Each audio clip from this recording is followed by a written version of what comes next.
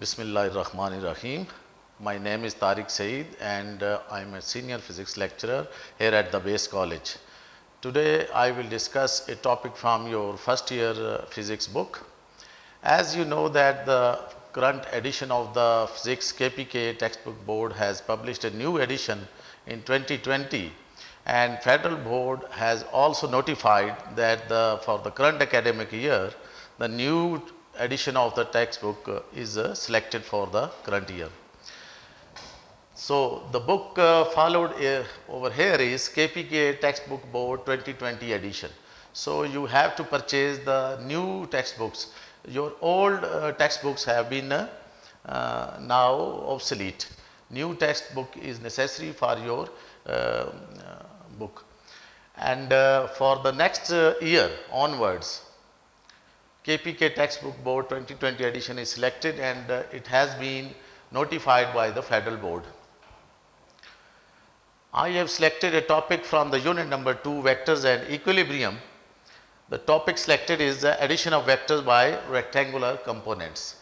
So, we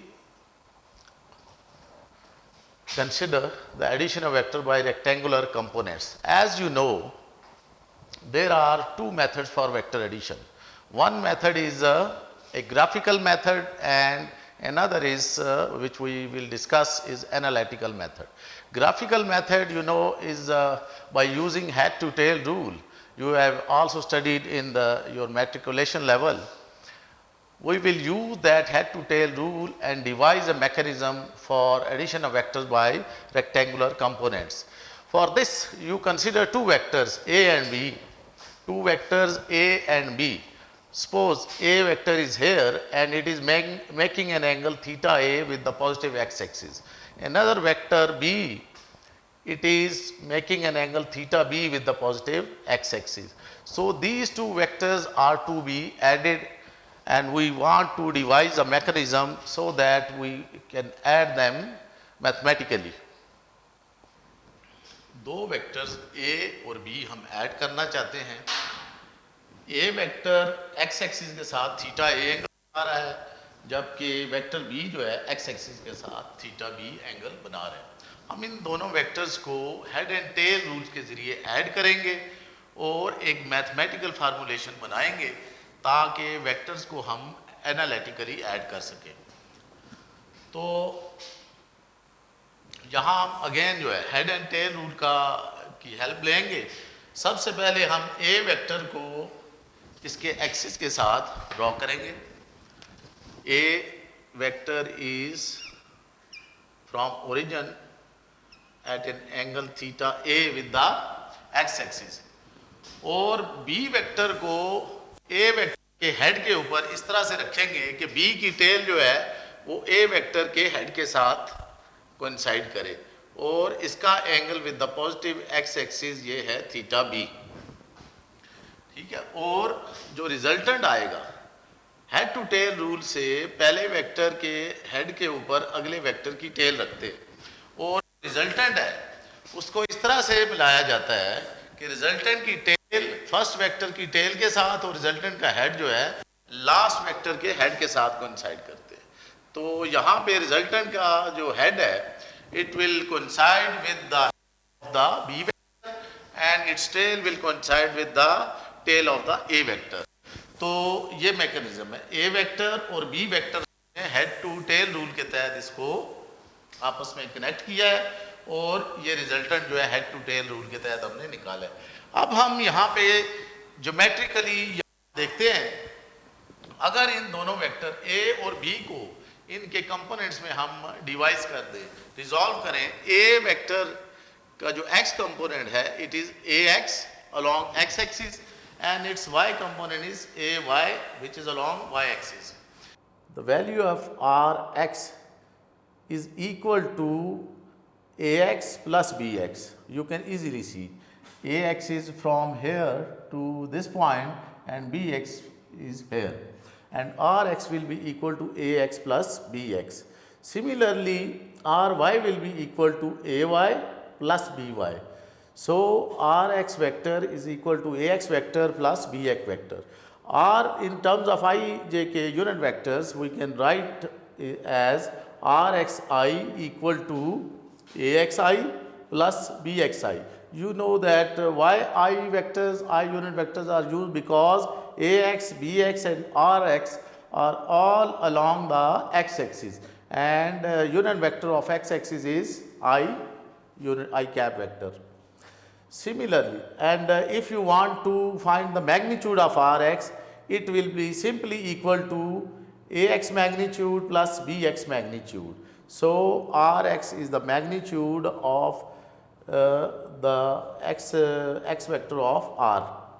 Similarly, for Ry, you have Ay plus By.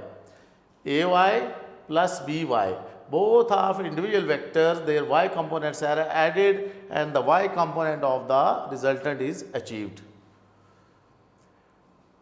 If we draw another diagram for the resultant vector, you can see over here R is equal to Rxi plus Ryj.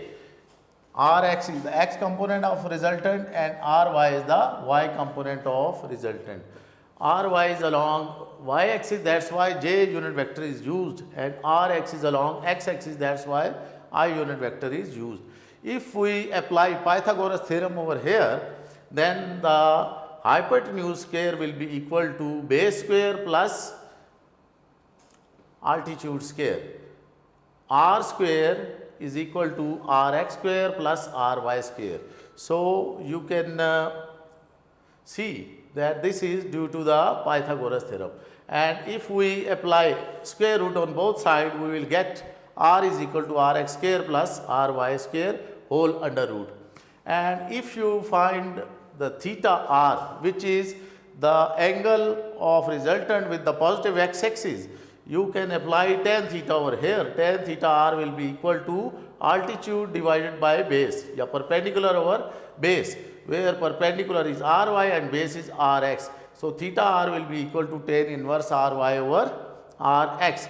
We will discuss it in detail in the next lecture, that how to select this theta R after deciding Rx and Ry. So, if we combine, then R is equal to Rxi plus Ryj.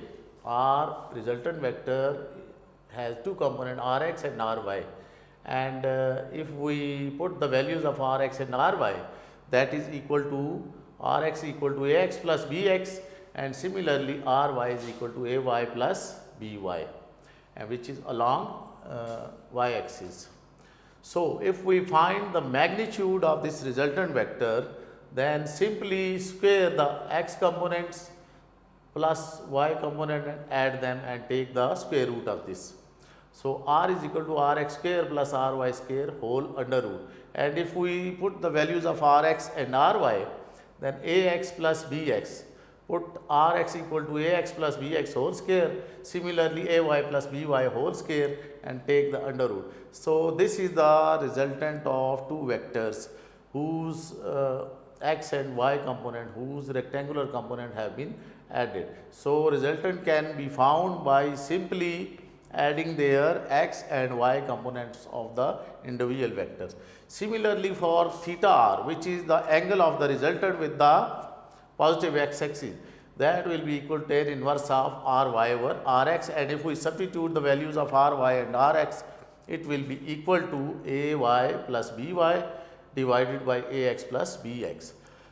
अच्छा, इस idea को अगर हम अभी हमने ए और B दो vectors add किए हैं, अगर हमारे पास मल्टीपल वेक्टर्स हो A B C D E F and so on, तो उस सूरत में इस मैकेनिज्म को, इस मैथमेटिकल फार्मूलेशन को हम जनरलाइज करेंगे, तो उस सूरत में for many vectors A B C D and so on, we extend it as our resultant will become Ax plus Bx plus Cx plus Dx and so on, and we will take the square of this value plus we will sum all the y components of the individual vectors and square them, and then we take the square root of this and we will end up with the resultant. Similarly, for theta r, we will take tan inverse of sum of all the y component of the individual vectors divided by the sum of all the x component of the individual vectors. So this is the addition of vectors by rectangular components, and if we want to add the vectors by rectangular components, there are 5 steps. You need these 5 steps to resolve to add some vectors by rectangular components. Number 1 is, first of all, you resolve all the vectors a, b, c, d and so on into their component. पहला step ये है कि आप जितने भी vectors आपने add करने हैं उन सारों को x और y कंपोनेंट्स में रिजॉल्व कर दें। दूसरा स्टेप है आप उनके सारे x कंपोनेंट ऐड करके आर एक्स के इक्वल रख ले, या दूसरे अल्फाज में आर एक्स आप फाइंड करें। कैसे? जितने भी इंडिविजुअल वेक्टर हैं उन सारों के x कंपोनेंट ऐड करके A x plus B x plus C x and so on. Similarly जो है y कंपोनेंट सारे आप ऐड करके थर्ड स्टेप में add all the y component R Y आप कैलकुलेट करें। कैसे? कि इंडिविजुअल वेक्टर के तमाम जो वर्टिकल कंपोनेंट y कंपोनेंट है वो सारे ऐड करके आर वाई में कैलकुलेट कर लें। अब आप रिजल्टेंट की मैग्नीट्यूड निकालना चाहते हैं तो find the magnitude of the resultant by this formula, r is equal to R X square plus R Y square. R X और आर वाई आप पिछले स्टेप में स्टेप 2 और 3 में फाइंड कर चुके हैं, तो इस तरीके से आप रिजल्टेंट की मैग्नीट्यूड फाइंड कर लेंगे। अब एंगल की सिलेक्शन के लिए थीटा आर का जो रिजल्टेंट का एंगल है with the positive X axis वो कैलकुलेट करने के लिए theta R will be equal to tan inverse of R Y over R X. ये आपको नेक्स्ट लेक्चर में बताएंगे कि एंगल की सिलेक्शन हमने कैसे करनी है। ये बड़ा क्रिटिकल स्टेप है, ख़ास तौर पे जो न्यूमेरिकल आप सॉल्व करते हैं उन न्यूमेरिकल्स में थीटा की सिलेक्शन अक्सर जो है बच्चे वो गलत ले लेते हैं। तो उसको ठीक रखने के लिए हम आप एंगल के सिलेक्शन के लिए क्वाड्रेंट के हिसाब से वो इससे नेक्स्ट लेक्चर में आपको इसके पार्ट 2 में आपको बताएंगे।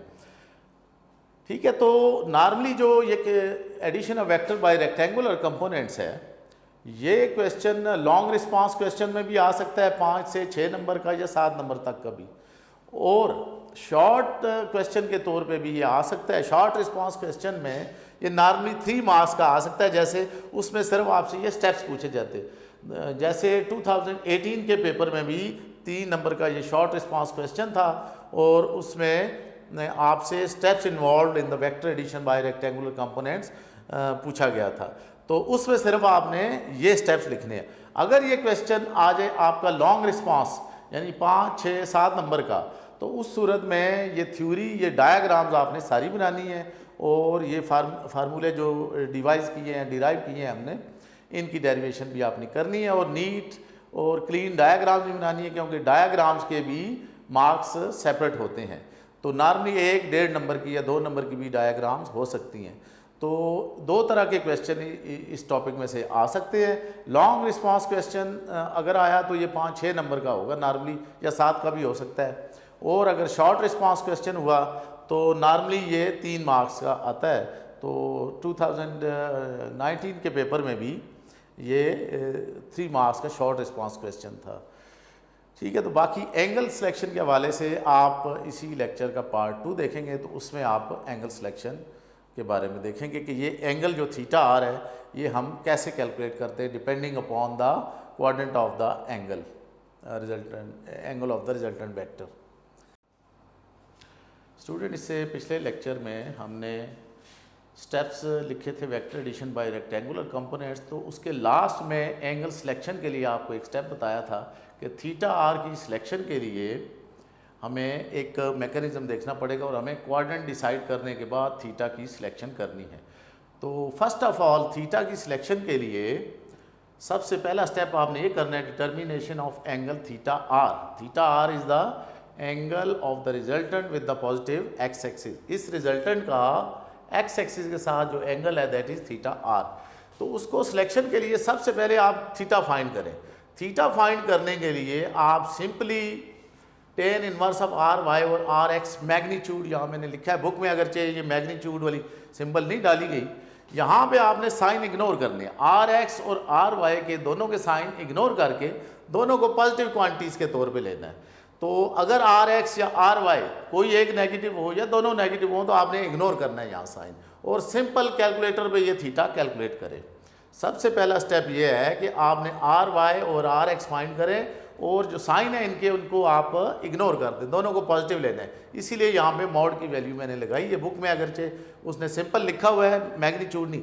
मैग्नीट्यूड का ये मीनिंग है कि आपने इस वैल्यू को पॉजिटिव लेना है और कैलकुलेटर पे फाइंड करना है। थीटा जब आ जाएगा उसके बाद आपने डिसाइड करना है थीटा आर कैसे फाइंड करना है। इसके लिए आप अगर देखेंगे आर एक्स और R Y both are positive, R X greater than 0, R Y greater than 0। अगर ये दोनों पॉजिटिव हुए तो उस सूरत में हमारा क्वाड्रेंट होगा क्वाड्रेंट नंबर 1, और हम थीटा आर, जो थीटा आपने कैलकुलेटर से अभी थीटा कैलकुलेट किया है उसी को आप थीटा आर के तौर पे ले लेंगे। रिजल्टेंट का जो एंगल है वो जो आपने कैलकुलेटर से फाइंड किया है वही थीटा ले लेंगे। अच्छा, दूसरे स्टेप में अगर आर एक्स नेगेटिव है, R X is less than 0 and R Y is greater than 0। R X less than 0 का मीनिंग है कि लेफ्ट साइड पे आप आ गए, आर वाई ग्रेटर देन 0 और ऊपर गए, तो इसका मतलब है क्वाड्रेंट नंबर 2 पे आप आ गए। अगर क्वाड्रेंट नंबर 2 होगा तो उस सूरत में थीटा आर आपने ऐसे सिलेक्ट करना है, जो वैल्यू आपने थीटा की वहाँ से कैलकुलेट की है 180 में से वो माइनस कर दें। तो थीटा आर अगर क्वाड्रेंट 2 हुआ, थीटा आर कैसे सिलेक्ट करना है कि 180 में से जो थीटा आपने यहाँ कैलकुलेटर से फाइंड किया है वो माइनस कर दें, तो रिजल्टेंट का जो एंगल है थीटा आर वो आपके पास आ जाएगा। इसी तरह अगर दोनों ये नेगेटिव होते हैं, आर एक्स भी रिजल्टेंट का जो एक्स कंपोनेंट है वो भी नेगेटिव आता है और रिजल्टेंट का वाई कंपोनेंट वो भी नेगेटिव आता है, तो बोथ आर नेगेटिव। इसका मतलब है कि क्वाड्रेंट नंबर 3 में हम आ गए हैं। तो क्वाड्रेंट नंबर 3 होगा तो उस सूरत में थीटा आर आपने सेलेक्ट कैसे करना है कि 180 प्लस थीटा, 180 प्लस थीटा करना है। सपोज अगर 30 आपके पास एंगल ये आया है तो थीटा आर निकालने के लिए 180 प्लस 30 210 आ जाएगा आपके पास, ठीक है। तो अगर दोनों साइन नेगेटिव हुए उस सूरत में आपने 180 प्लस थीटा करना है। और अगर आर एक्स ग्रेटर देन 0 हो और आर वाई लेस देन 0 हो, आर एक्स ग्रेटर देन 0 का मतलब ये है कि आप इस साइड पे गए हैं और आर वाई नेगेटिव का मतलब है कि आप 4th क्वाड्रेंट में पहुंच गए। तो अगर ऐसी सूरत हुई तो क्वाड्रेंट नंबर 4 आपके पास आ जाएगा। इस सूरत में थीटा आर की सिलेक्शन आपने करनी है, 360 डिग्री में से थीटा माइनस करना है, सब्ट्रैक्ट करना है। तो जो थीटा आर होगा it is always from positive X axis in counter clockwise direction. हमेशा जो थीटा आर आपका होगा वो आपने पॉजिटिव एक्स एक्सिस से काउंटर क्लॉकवाइज डायरेक्शन में सिलेक्शन करनी है, और इस तरीके से क्वाड्रेंट के ऊपर ये बेस करता है। तो यहाँ इसकी समरी बयान की गई है, चारों क्वाड्रेंट यहाँ शो किए गए। ये फर्स्ट क्वाड्रेंट है, सेकंड, थर्ड एंड फोर्थ।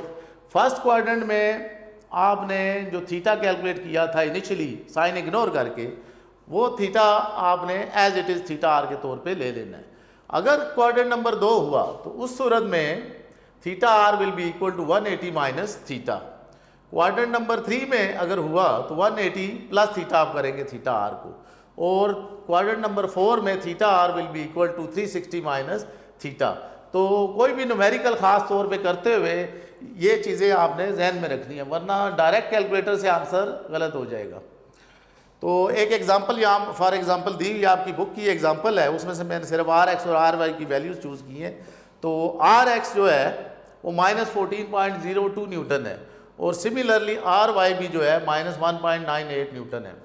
अगर ये आप थीटा जनरली कैलकुलेट करते हैं कैलकुलेटर से, वैसे भी ये दोनों नेगेटिव है तो कैंसिल हो जाते हैं, आप मॉड लें या ना लें, तो कैलकुलेटर पे आंसर आएगा आपके पास 7.97 डिग्रीज। अब चूंकि ये क्वाड्रेंट बनता है, दोनों नेगेटिव है, आर एक्स भी नेगेटिव है और आर वाई भी नेगेटिव है, इसका मतलब है ये क्वाड्रेंट होगा थर्ड। तो थर्ड क्वाड्रेंट में हम क्या करते हैं, थीटा आर जो है वो 180 प्लस थीटा करते हैं। तो यहाँ पे जो थीटा आर होगा that will be equal to 180 degree plus theta, और ये आ जाएगा 180 प्लस 7.97, इट मीन 187.97 डिग्री। तो इस तरह से एंगल चेक करने के लिए, रिजल्टेंट का एंगल सेलेक्ट करने के लिए हमने क्वाड्रेंट को देखना है, और क्वाड्रेंट की बेस पे आपका एंगल डिसाइड होगा। अब ये 187.97 का मतलब ये है इसका मतलब ये है कि ये एंगल जो होगा पॉजिटिव एक्स एक्सिस से